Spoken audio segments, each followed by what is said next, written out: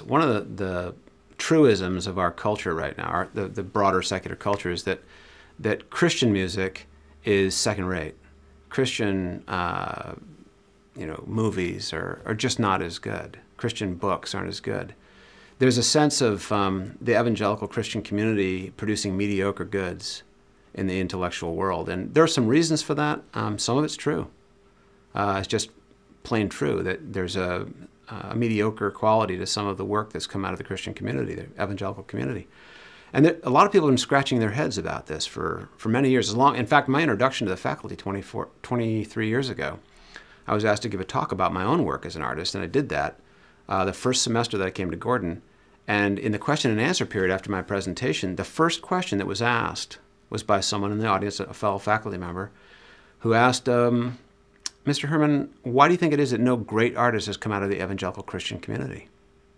Of course, I was new to the evangelical Christian community, so I couldn't really very easily answer that question. And I hesitated. I said, and in that hesitation, momentary hesitation, another hand shot up on the other side of the auditorium. Another faculty member said, I think I can answer that question.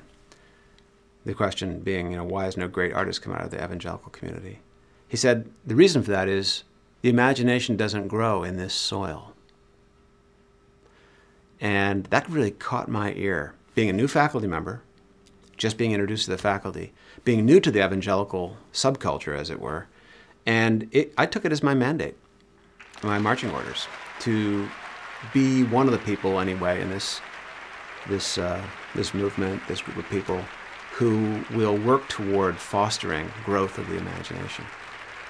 But I still feel, like I said, that the enterprise of learning, especially in my field, which involves the work of the imagination, not just the technical aspects of drawing and painting and sculpture and photography and so forth, but exercise of the imagination, there's a lot of unknown.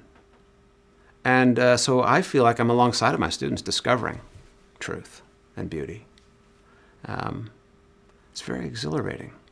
My feeling is the greatest thing we can do is to build one another up, to be more obedient, to enter into the culture, and to bear witness. But bearing witness doesn't mean clobbering people over the head. It doesn't mean shaking the finger. It doesn't mean being an armchair critic. I think it means making great art. I think it means writing great novels. I think it means being a really astute historian, careful and nuanced and thoughtful. Why? Because to be a participant in the culture is to transform that culture.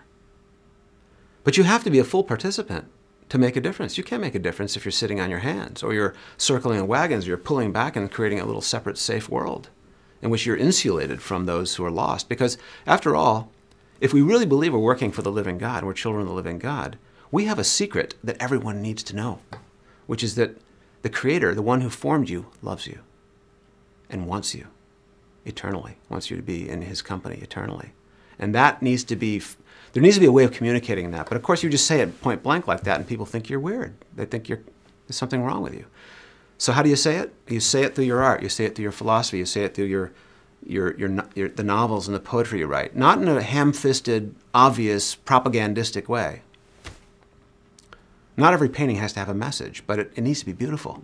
It needs to bear witness to the beauty that God has created. Not every poem has to have the word Jesus in it, or God, but celebrating what God has made in intentional ways and prayerfully, I believe God will give you the words. He'll give you the colors. He'll give you the dramatic flourish that you might need, or the scientific precision that you need in order to glorify Him. But what does it mean to glorify God? It means to be where you are, be in the world, and to bear witness. And bearing witness takes everything you've got.